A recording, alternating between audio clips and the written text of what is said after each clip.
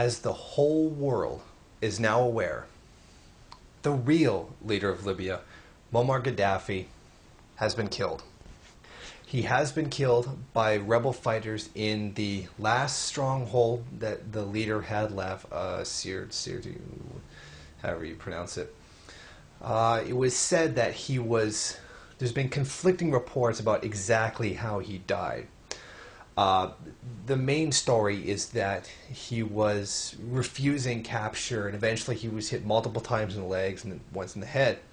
However, one report by a rebel who witnessed it said that he was saying, "Please don't kill me, please don't kill me." Yeah, story but from Gaddafi, that sounds like it's probably an absolute lie. Now, the Libyan Transnational Council, Abdelmajid League to whatever, they're celebrating this, and they're saying that now, this is signaled in, this is ushered in a new era, the Transitional Council, which has been backed by the U.S. and NATO, without surprise, this blatant puppet army that's been slaughtering people, murdering black migrant workers, tremendously prone to tribal fighting, now has full control of Libya with the murder of Colonel Muammar Gaddafi. Which means that sorry, just kind of pissed off. Which means all the benefits, the good things that the Libyan people had under Muammar Gaddafi, like the state paying for a down payment on a house when people get married, or if somebody wants to become a farmer, they supply them with everything they need and say, go at it. All the government subsidized programs, they're all going to be gone. Mark my effing words. Poverty is going to skyrocket under the Transnational Council. Deadly diseases is going to skyrocket. Poverty is going to skyrocket. Homelessness is going to skyrocket. Every bad thing that can happen to a society is going to skyrocket. There will be tribal infighting. There will be violence in the streets between groups of armed tribal people fighting and going at it over bloody territory. This is going to happen. Mark my effing words. This will happen. And all of this because of the rebels. Those fake-ass pawns of the U.S. and NATO. Those mercenaries. Those whores. And it could not be any more obvious. Where do you think a whole ton of American uniforms just suddenly showed up? Al Jazeera, BBC, they've all got pictures of the rebels celebrating, all wearing American uniforms. Not with the patches and insignia, but they're all running around in American uniforms. Where do you think they got those from? That friggin' expose in France showed that the French government was sending guns to the rebels, before the conflict even began, before it was even announced, before it even started happening. Some reporter found out about it and broadcasted it, but that was after the fact. The person only found out about it after the fact. So we know at least France too was also in there from the beginning plotting this overthrow. And it has been confirmed by now that it is 100% is Colonel Muammar Gaddafi. Now, there is a video of his body being paraded through the streets in the grisly thing, I guess, to prove that it's him. And that video, there's a link to that video in the description. It's not on YouTube, it's on a news website, but that's a link to the news article that has it on there. And I was reading the BBC article on it, and it's got the pictures of the rebels celebrating this whole thing. And take a nice good look at the pictures of the millions of people celebrating. Low-angle shots so that a small group of people can appear bigger. You'll see a bunch of people in one spot, and then maybe a couple meters back, people standing on like a ledge or a little wall thing, to make it look bigger. And you can tell they're standing on a wall because you can still partly see the wall. And you go take the other pictures. Look at the other pictures of the millions of people celebrating. Maybe 200 at best.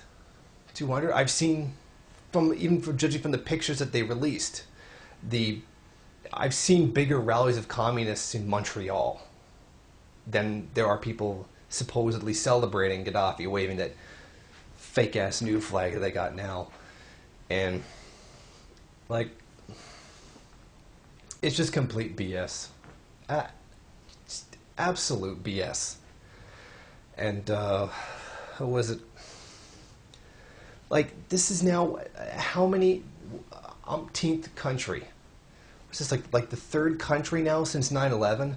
The third, which just happens to be oil-producing country that gets invaded. Its population slaughtered. Its leader killed. Although this time they're pretending it's their own people that did it, as opposed to just the U.S. Army rolling in and doing it. And it's so bloody transparent. It's so transparent.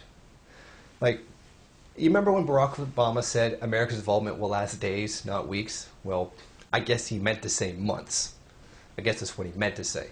And I give Gaddafi credit for holding out as long as he had. So, to you, the American taxpayer, you got your third war in a Middle Eastern country, and you got more of your tax money spent on it. How does it feel? You're sitting there. A video that's coming up later, the percentage of people having trouble finding money to buy food is, sorry, 3 times higher in America than it is in China. Your unemployment rate is growing. You get this whole Wall Street protest thing going on. The rich are laughing at you, and they just spent your money once again to get their hands on somebody else's oil field. It must make you feel proud to be an American, huh? Must make you feel real good. I just think about all those the anti-war Americans who are standing around angered by this, and it's like, man, you didn't do anything this time. I mean, and all other Americans, you don't get it. This is another country that got slaughtered so that your rich people could get a hold of oil. And it wasn't even just the U.S. this time. France did it. Italy did it. All these other countries were funneling money in to get a hold of all this. To get a hold of oil. Oil again. No blood for oil? Well, you know what? It doesn't seem like oil goes for anything else these days. It seems like it's pretty much just blood.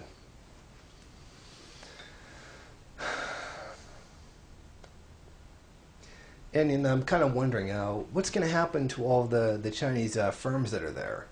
All the Chinese factories, their investments. I'm pretty sure all those manufacturing places, they're pretty much just going to go end up in the hands of the U.S. or someone like that. And where do you think all the wealth from the oil revenue is going to go? It was owned by the state. It went to help fund actual everyday people. Where do you think it's going to go now? Right into the pockets of the people you're at Wall Street protesting right now. So for everybody down there protesting against the 1%, their useless effing liberal action, and then turn around and praise that Gaddafi, the terrible evil dictator, is dead, you just helped, supported, backed, and practically shook the hands of the people you're protesting against. You know, I'm like this close to just saying, the next tragedy that happens to the U.S., I'm not even going to care. I genuinely felt sorry for America after 9/11. You know what? I don't think I'm going to do that anymore. I don't think I'm going to feel sorry for you anymore. It's just too much. You know, I used to remember what George Bush said about regime change. And I remember that This Hour's 22 Minutes episode where they said, "Hey Bush," or what would now be, "Hey America." Regime change is regime change is a lot like charity. It begins at home. So to all you Occupy Wall Street people that are cheering the death of Gaddafi, why don't you just walk into the bloody financial buildings and go shake the hands of the people you're protesting against? Because that's exactly what you're doing. Oh, corporate power is out of control. Hey, let's support that war that's being done for oil, like the last one that was. Oh, no, but this time it's different. Yeah, it's totally different this time. It's not like the last one. So just as a final remark, anybody who's out there protesting at the Occupy Wall Street thing and you're celebrating the death of Gaddafi, go F yourself.